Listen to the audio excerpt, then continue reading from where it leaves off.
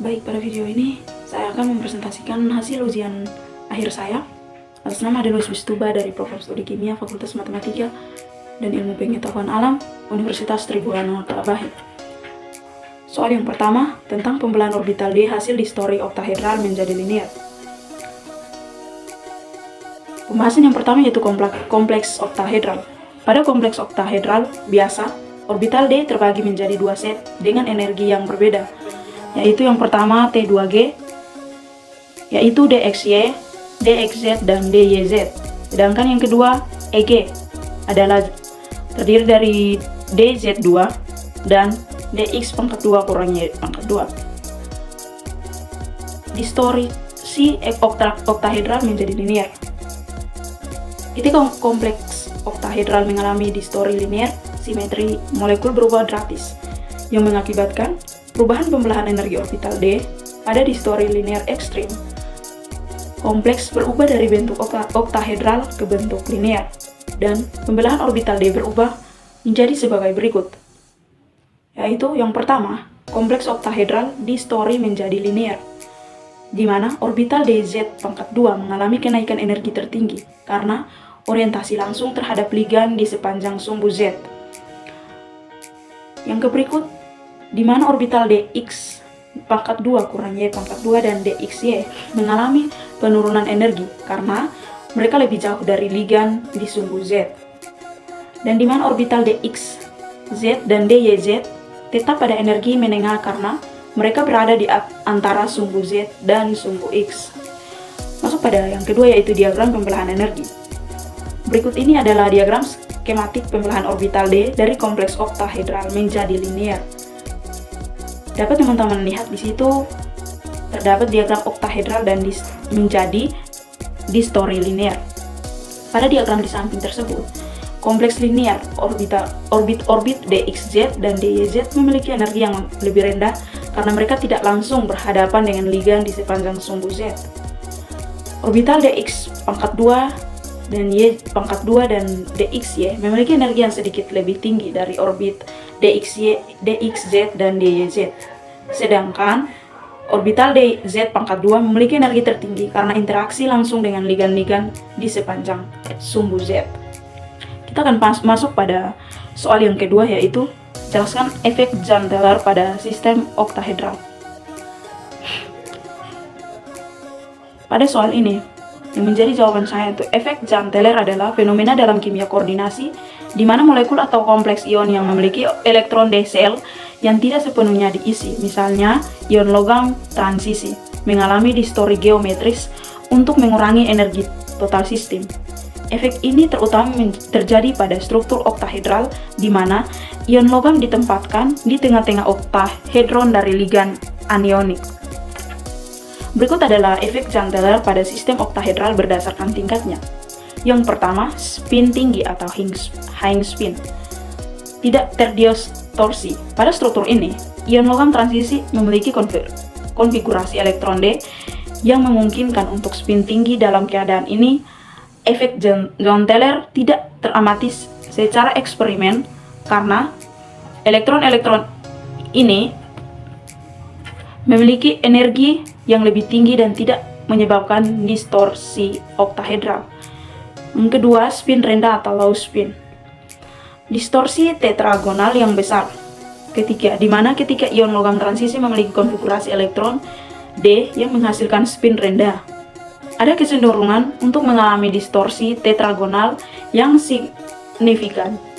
Ini disebabkan oleh penurunan energi sistem melalui distori oktahedral menjadi bentuk lebih simetris, seperti kompleks bujur sangkar.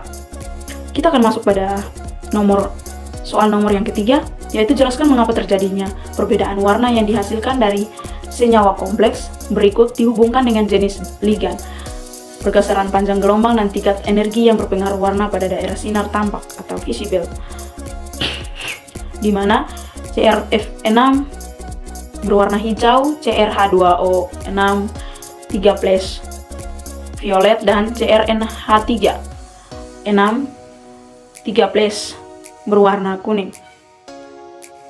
Perbedaan warna yang dihasilkan oleh senyawa kompleks seperti CrF6 3- atau berwarna hijau, dan CrH2O6 3+ violet dan CrNH3 6 3+ kuning. Disebabkan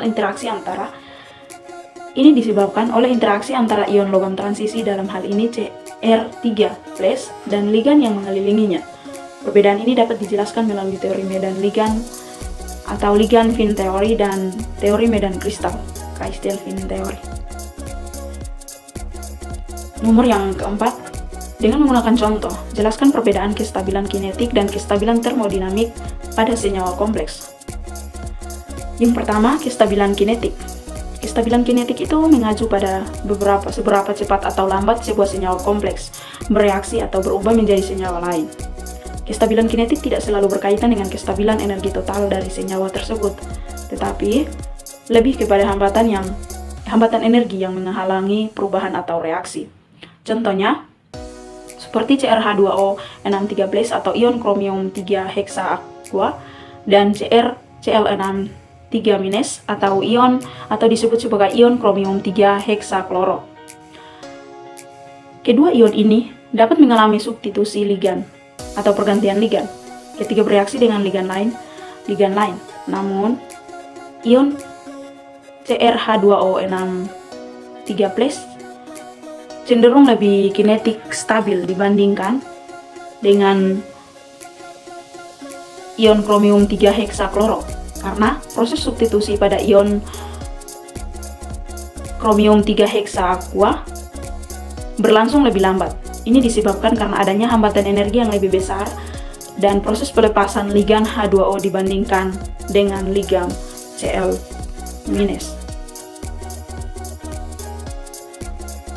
Yang berikut, kestabilan termodinamik. Kestabilan termodinamik itu mengacu pada energi total senyawa tersebut dalam kondisi setimbang. Senyawa kompleks yang lebih rendah energinya atau lebih stabil termodinamik akan lebih disukai secara alamiah dibandingkan yang energinya lebih tinggi.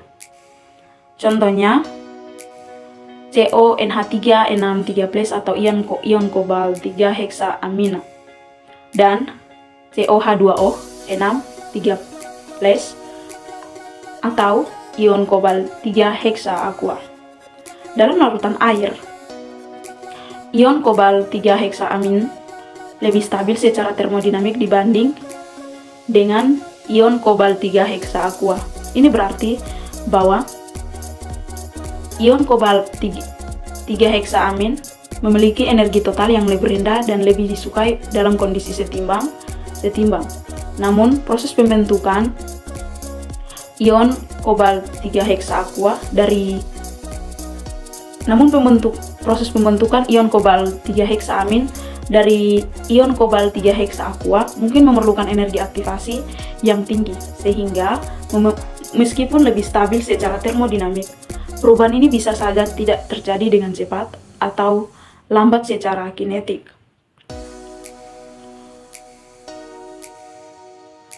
Yang berikut, soal yang nomor kelima, jelaskan mekanisme menggunakan contoh reaksi SN1 dan SN2 pada senyawa kompleks dan jenis ligan, di mana ligan kuat atau ligan lemah yang berperan di dalamnya. Yang pertama, mekanisme reaksi SN1 pada senyawa kompleks. Pembentukan intermediat. Tahap yang pertama adalah pemisahan ligan keluar atau leaving group dari atom pusat, menghasilkan ion logam intermediat yang bermuatan positif. Tahap yang kedua. Tahap ini adalah tahap penentu kecepatan dan biasanya membutuhkan energi lebih banyak karena melibatkan pemutusan ikatan kovalen. Yang berikut, penyerangan nukleofil. Setelah ion intermediat terbentuk, nukleofil menyerang atom logam pusat, menghasilkan produk substitusi. Tahap ini biasanya terjadi dengan cepat setelah pembentukan intermediat karena ion logam yang terbentuk sangat reaktif. Kita akan masuk pada contoh reaksinya, di mana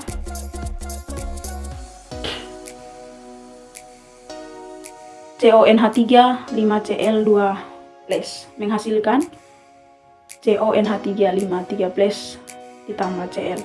Pembentukan intermediat. Kompleks kobalt dengan 5 ligam amonia dan 1 klorida mengalami pemisahan ligam